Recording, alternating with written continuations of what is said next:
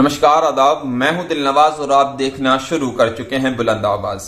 कांग्रेस की सांसद प्रियंका गांधी वाड्रा ने भारत के संविधान को देश के आम नागरिकों के लिए न्याय अभिव्यक्ति अधिकारों का सुरक्षा कवच बताया और सरकार पर आरोप लगाया कि देश में जनता पर सुरक्षा के इस कवच को तोड़ने की कोशिश की जा रही है, लेकिन देश साहस के साथ फिर से उठेगा और कहेगा कि सत्यमेव जयते।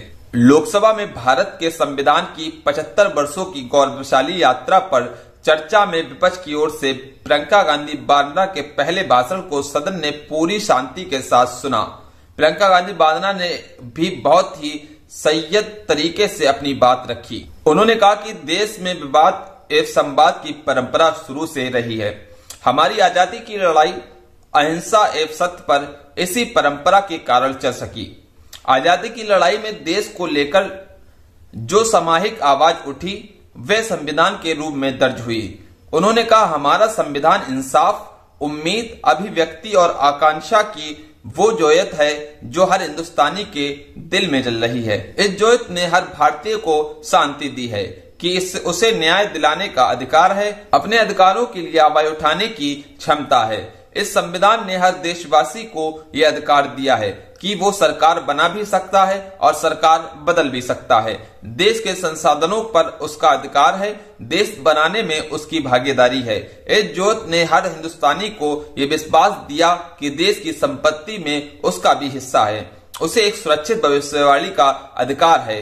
उम्मीद और आशा की ये जोत मैंने देश के कोने कोने में देखी है। प्रियंका गांधी वाड्रा ने उन्नाव में बलात्कार पीड़ित के मामले, आगरा के अरुण वाल्मीकि के साथ अत्याचार और एक दंगे में एक मुस्लिम दर्जी की गोली लगने से मौत की घटना का उल्लेख किया और कहा कि न्याय की अपेक्षा की जोत संविधान के कारण जल रही है। उन्होंने सरकार पर हमला करते हुए कहा कि 10 साल के शासन के दौरान संविधान के इस सुरक्षा कवच को तोड़ने का प्रयास किया। आरक्षण को हटाने के लिए लेटरल एंट्री लाई गई है, संविधान को बदलने काम करने की कोशिश की।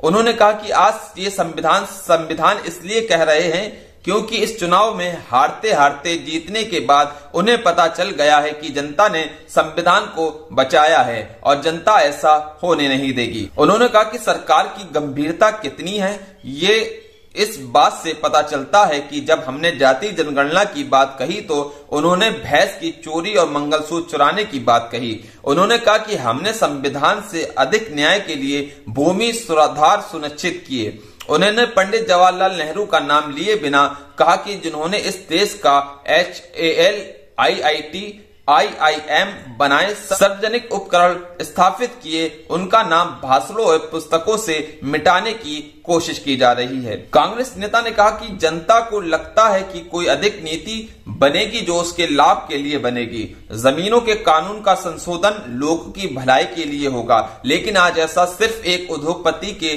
लाभ के लिए हो रहा है।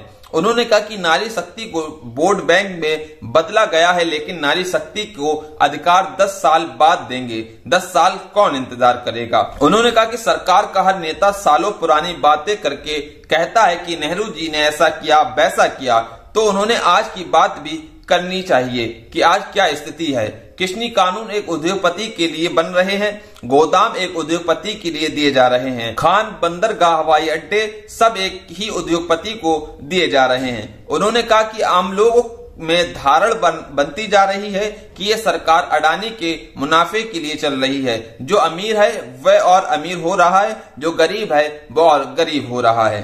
प्रियंका गांधी वाड्रा ने कहा कि सरकार के लोगों को भी अपनी गलती स्वीकार करने के माफी मांगनी चाहिए। यदि भी मातृपतों से चुनाव करा ले तो दूध का दूध, पानी का पानी हो जाएगा। महाराष्ट्र, गोवा की सरकारों को पैसे के बल पर गिरा दिया गया। उन्होंने भ्रष्टाचार के आरोपी नेताओं के भारतीय जनता पार्टी में आने पर तंज कसते हुए कहा कि उनके यहाँ वॉशिंग मशीन लगी है, जो जाता है वह धुल कर जाता है।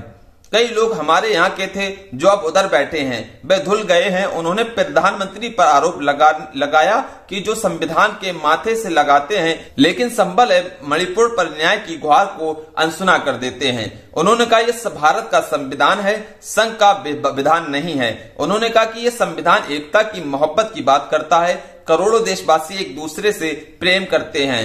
उन्होंने कहा कि सरकार ने अभी व्यक्ति की सुरक्षा को कमजोर करके भय का वातावरण बना दिया है। पहले जनता ने खुलकर सरकार की आलोचना की, धरने प्रदर्शन किए, सरकार को ललकारा है और न्याय मांगा है।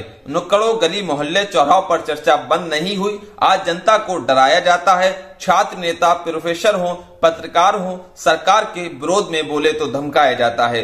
इस सरकार ने किसी को नहीं छोड़ा। उत्तर प्रदेश सरकार ने प्रदर्शनकारी महिलाओं को देशद्रोही करार दे दिया। मीडिया की मशीन झूठ फैला रही है। प्रियंका गांधी वाड्रा ने कहा, यह प्रकृति का नियम है कि जो लोग भय फैलाने के आदी हैं वे खुद भी भयभीत होते हैं और चर्चा से डरते हैं। हम कह रहे हैं कि चर्चा करिए, लेकिन उनमें चर्चा करने की हिम्मत नहीं है। उन्होंने कहा कि जनता में बहुत विवेक है, उसे पता है क्या सही है। ये देश भय से नहीं बल्कि साहस एवं संघर्ष से बना है। गरीब, मजदूर, मेहनती, मध्य वर्ग रोजाना भयंकर परिस्थितियों का साहस एवं आत्मविश्वास से सामना करते हैं। ये शक्ति उन्हें संविधान से मिलती है। उन्होंने कहा कि ये भय की एक सीमा होती है, इतना दबाया जाता है तो उसके बाद जनता उठ खड़ी होती है। उन्होंने कहा ये देश कायरों के हाथों ज्यादा दिन नहीं रहा है। ये देश फिर से उठेगा और कहेगा सत्यमेव जयते।